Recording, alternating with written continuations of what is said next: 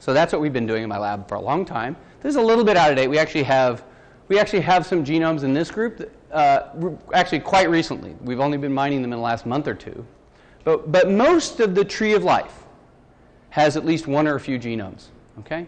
So we can actually begin to ask across the whole tree of eukaryotic life, who has what genes? Who has what parts? Okay, that's natural history, right? Going out and collecting and putting them in different categories and comparing them and learning something. Okay? That's what we do. But we do it for molecules. So a little backtracking. Let's think about what we knew going in. I sort of told you that we didn't really know that much about who's having sex across the eukaryotic tree. Most animals have sex. There's a lot of asexuals, but for the most part they're having sex. Fungi, this group of organisms I mentioned early on, those early diverging things, turned out they're actually relatives of fungi.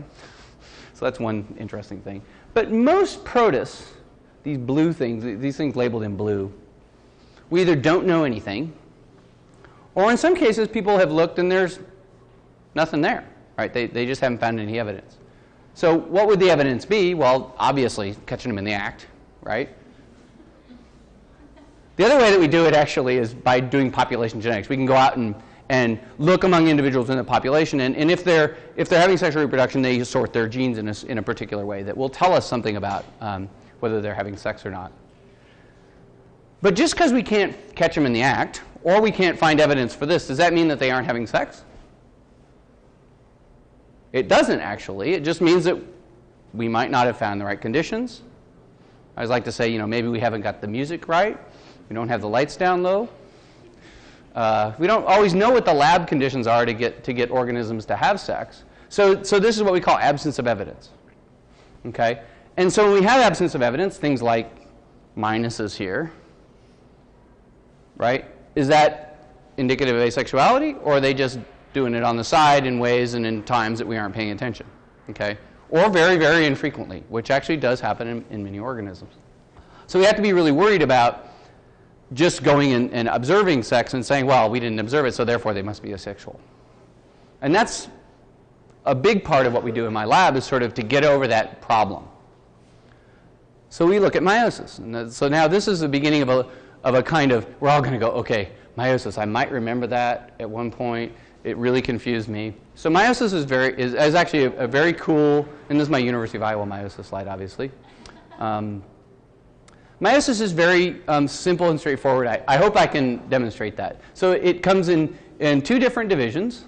It starts pretty much the same way as mitosis. Chromosomes replicate.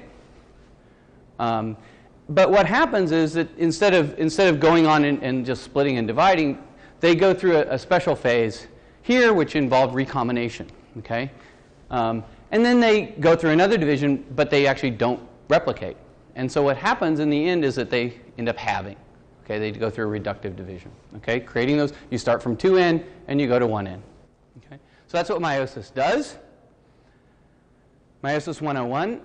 So compared to mitosis, it involves that same replication here, but instead of the chromosomes lining up and then separating, they pair up with one another. And dad and mom chromosomes, so my daughter here has chromosomes from both my wife and I. Sorry, I'm going to embarrass her just for a minute. So it's not quite as fun as that. There's actually all kinds of complexities in meiosis. There's a bunch of proteins that do jobs. So there's those newly replicated chromosomes, and these different colors of blobs are different proteins that carry out different functions. And I have the sort of functions listed over here, including proteins that bind chromosomes together, proteins that cut DNA. These are involved in that recombination, so chromosomes swapping DNA with one another. It's actually started by a cut. And then there's a bunch of proteins that carry out various aspects of recombination. The neat thing is that meiosis, so you're like, okay, well, DNA is important. Why are we cutting it up and pasting it back together? It turns out that many of the proteins involved in meiosis are actually also used in other aspects of what we call DNA repair. These are proteins that fix DNA when it's broken. But meiosis works by also including some proteins that are very specific to meiosis, and these are the green ones shown here. And these are proteins that are carrying out those very specific jobs of meiosis and meiosis 1. And we're interested particularly in studying those. So in order to study the evolution of meiosis, we wanted to actually look at genes that are meiosis markers. We want them to be specific to meiosis. The reason why we want them to be specific to meiosis is because those genes tell us the most about how something evolves, because if meiosis isn't there, there's no reason for those genes to be there, because they only do that function. One thing I forgot to tell you is those trees of life, we're talking about 3 billion years of evolution. And eukaryotes are about 2 billion or so of that evolution. So the genes that we're interested in have to be slow enough evolving, conserved, to study over that long period of time. So these are proteins and genes that are actually, whose sequences are actually really, really important to what they do, to what their jobs are. And I won't be able to tell you much about gene duplications. So as a molecular biologist, when we want to study this process, we want to have some genes that everybody who's doing sex has those genes, having meiosis. And if there are any organisms that are not having sex, those genes ought to be gone. Use it or lose it. That's a rule in evolution, right? If there's no need of the function, those whatever processes are carrying out the function disappear because there's no need to carry them around. And so those genes ought to be absent. They ought to be gone, or at least in the process of being gone. Does everybody get that? Cool. All right, so we look for presence and absence of genes to tell us something about whether organisms are carrying out meiosis. Okay.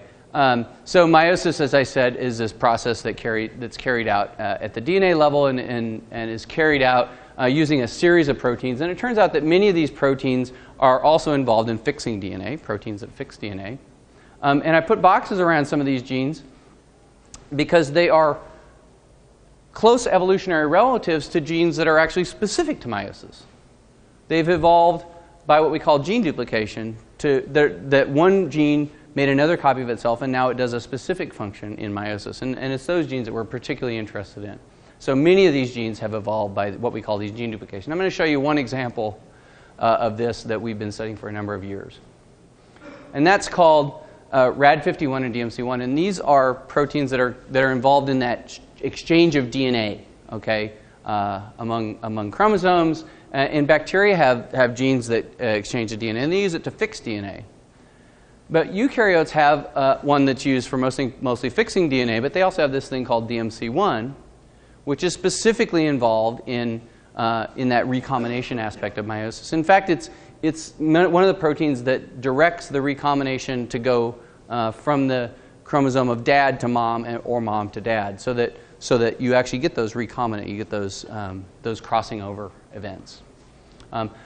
It turns out that the phylogeny of these things is such that there was a duplication, and the way that you look at these trees is that these are prokaryotes, and that common ancestor had a REC-A gene, had a single gene, and that at some time during eukaryotic history it split. So now there's two genes. There's this meiosis one, and there's this general one. And animals and plants and fungi have both of them. And what we really wanted to know is, what about everybody else? The rest of that broad set of eukaryotic diversity, we wanted to know, did they all have this and this, or were there organisms that branched before those things got invented? Because this is specific to meiosis here.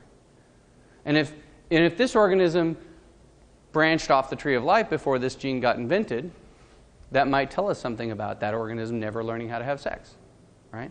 So that's sort of how we think about this thing. It's a sort of simplistic way of thinking about it, and so this is a basis for how we do the work. We are molecular biologists, and we go into genomes and we pull out genes using this technique called degenerate PCR. We've had some degenerate PCR mavens here in the audience, people in my lab that do this. I won't explain it except for to say that we use conserved sequences to design DNA probes to go into organisms and clone their genes and sequence them. By doing that kind of thing, we can actually clone and sequence genes from organisms, and what we found was that DMC1, this meiosis-specific thing, everybody has it. Everybody also has this one. We expected that. This is our control, which led us to sort of fill out this hypothesis in a way that says everybody's got DMC1. We never were able to find this thing. That's consistent with there never being an organism that diverged prior to the origin of meiosis, at least one that has persisted to our time. There's an interesting case in this Giardia. They actually have lost this general one, but I won't have time to talk about that. Okay. We keep doing this. So this is not even that recent of a tree from my student Art Peitling. where we've filled in lots and lots of protists. So the protists are in blue here, animals, plants, and fungi. And everybody has DMC1 and everybody has RAD51. Not everybody has DMC1 because in some cases, as I'll show you, they've been lost. But their origin predates the evolution of meiosis. Okay? Just one gene. I could tell you all kinds of stories about all kinds of different genes, but I'm not going to do that today. I'm just going to tell you a little story about one of these genes that gets back to that video. So we have stories about genes involved in DNA breaks, genes involved in crossovers, genes involved in various aspects of chromosome mechanics. Increasingly, we don't do that degenerate PCR stuff all the time, although we do it a lot in my lab. We actually go out to databases, and people are sequencing genomes, and we run through this sort of complex series of computer manipulations to go and find genes, find out if they are what we think they are, look at them carefully, annotate them, which means sort of figuring out whether they really are what we think they are, putting them in those phylogenetic trees to figure out what they are, and then assessing them as to whether those genes, in fact, are these meiosis-specific genes that we think they are. I'm going to tell you a little story about this particular set of molecules. So these are those.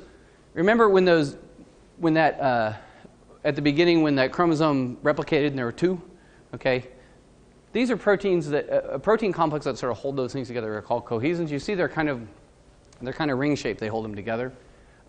These work in both in mitosis and meiosis, but in meiosis there are specific components that are close relatives of the proteins that do this. And I'm going to tell you a little bit of story about this one called STAG3. It turns out that, and so this is a phylogenetic tree of those proteins, and it's a little complicated except for to say that there are 3 versions of this gene in vertebrate animals. So this tetrodon is a fish, and human, rat, and mouse. And you can see that there are 3 different versions.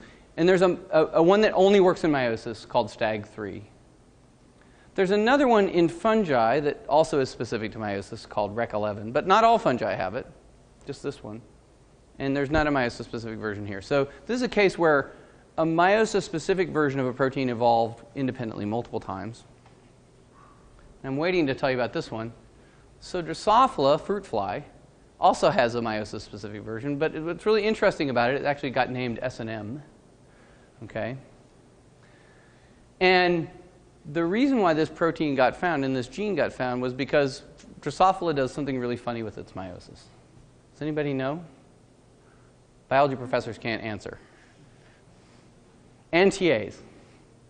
Any undergraduates know what's funny about meiosis and Drosophila? Cindy? Anybody? It gets to why that film is wrong. In Drosophila, males don't recombine. Okay? They've figured out how to actually segregate their chromosomes without actually going through recombination. Okay? And so it turns out that this is a protein that is specific to how meiosis works, but it only works in males. Okay? And so, we began studying this, and so this meiosis-specific thing evolved. And this is quite recent because this is mosquito, and they're actually quite close relatives of fruit flies. And so what we wanted to do is ask, well, if that's the case, then when did this special kind of meiosis, this weird meiosis called achasmatic meiosis, or chiasmata being crossovers, so there's a meiosis that doesn't involve recombination.